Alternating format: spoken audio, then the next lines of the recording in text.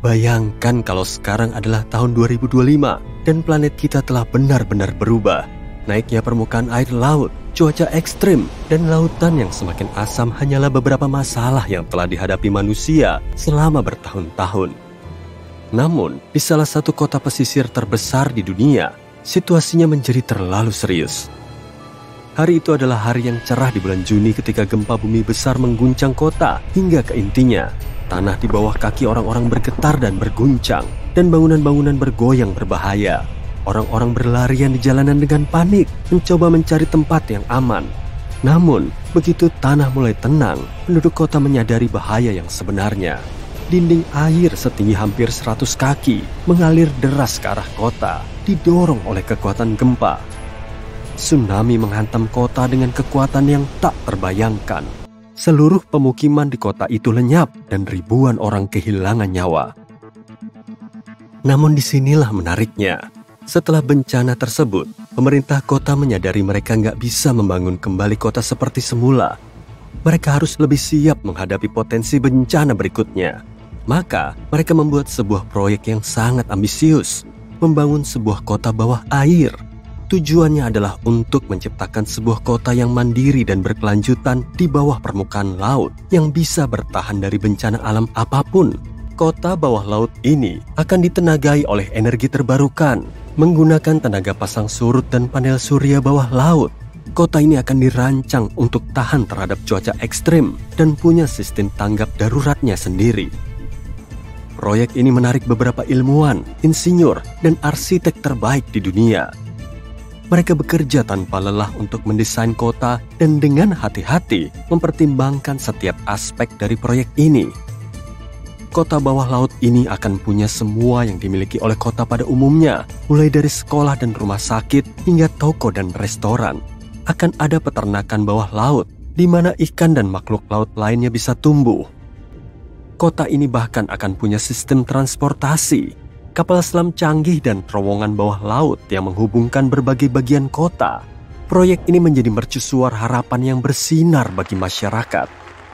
Proyek ini menunjukkan bahkan dalam menghadapi bencana, kita bisa bersatu untuk menciptakan sesuatu yang luar biasa.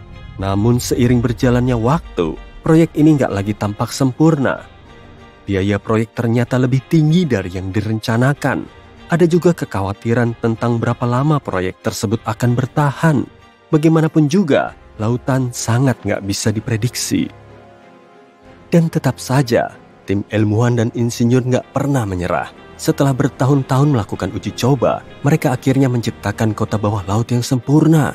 Sebuah keajaiban teknik, sebuah ekosistem mandiri yang bisa menopang kehidupan manusia tanpa batas waktu.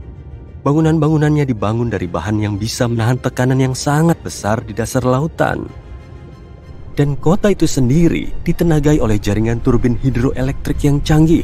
Gak lama kemudian, gelombang pertama kolonis tiba di kota bawah laut. Ada beberapa orang yang berbeda dalam kelompok ini, dan masing-masing dari mereka punya alasan tersendiri untuk memilih tinggal di dunia baru di bawah ombak ini.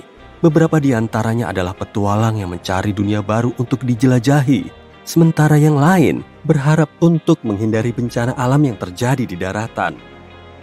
Namun terlepas dari perbedaan mereka, semua orang ini punya tujuan yang sama, membangun masyarakat baru yang selaras dengan alam. Kota bawah laut berkembang pesat dan penemuan-penemuan baru dibuat setiap hari. Para kolonis mengembangkan teknologi dan cara baru untuk menjinakkan kekuatan laut. Mereka belajar bertani di laut dan mulai membudidayakan kebun bawah laut yang memberi mereka pasokan makanan yang stabil. Namun, hidup di bawah air merupakan sebuah tantangan. Orang-orang merasa terisolasi dan bahkan sesak.